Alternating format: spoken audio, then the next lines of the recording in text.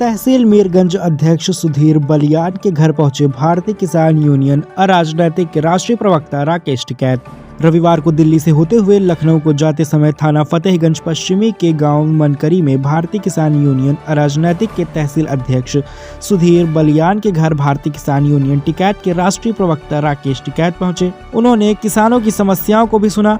उन्होंने बताया कि आवारा पशुओं की समस्या किसानों के लिए सबसे बड़ी समस्या है।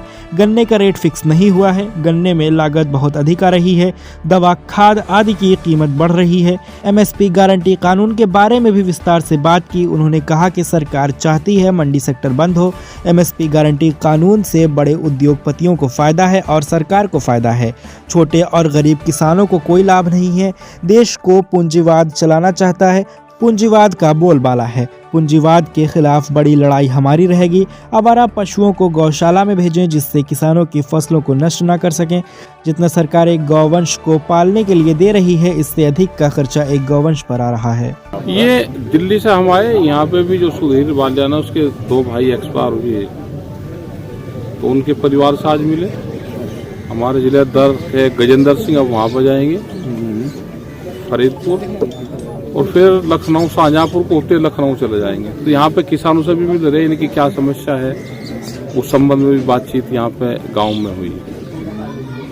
किसानों की क्या क्या समस्याएं सामने आई हैं? देखो, समस्या एक तो आवारा पशु की बड़ी समस्या है। गन्ने की भी बेल्ट है, उसका रेट डिक्लेयर नहीं हुआ।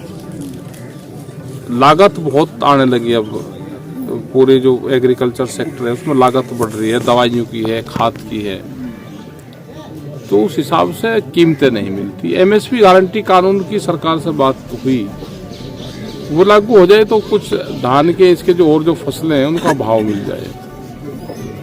यही बड़ी समस्या रहती है। सरकार ने कोई स्पष्ट एमएसपी के लिए किया है जी? एमएसपी कानून नहीं, अभी कुछ नहीं करा। एमएसपी गारंटी कानून ये वो है कि किसी भी व्यापारी को फसलें खरीदनी है तो एमएसपी से कम पे खरीद ना करें। सरकार को जितनी करनी है वो कर ले, लेकिन अगर व्यापारी व्यापार कर रहा है तो उसके कम पर खरीद ना करें। ये हमारी उसमें डिमांड है। अब देखा होगा कि आपने, अब जितने भी ट्रक जा रहे हैं, धान के भरे हुए ट्रक जा रहे हैं, सब दिल्ली की तरफ जा रहे हैं। हरियाणा, पंजाब में जाता है, जो यहाँ से सस्ते में खरीदते हैं। और खास करके बिहार से तो ये 800 से 1200 रुपये क्विंटल की खरीद होती है, क्योंकि बिहार में मंडियां बंद होगी। तो ये देश में चाहते हैं कि पूरा मंडी सेक्टर बंद हो, व्यापारी सस्ते में सामान को लूटे। ये बड़ी पॉलिसी उनकी चल रही है। सरकार को भी विशेष इससे क्या फायदा है? इस तरह से क्या व्यापारियों को फायदा ना? सरकार, ये व्यापारियों की सरकार है, किसान मजदूर की कहाँ है?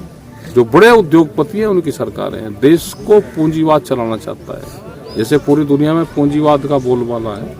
तो जो लड़ाई है ये पूंजीवाद के खिलाफ बड़ी लड़ाई रहेगी। पैसा एक जगह जा रहा है।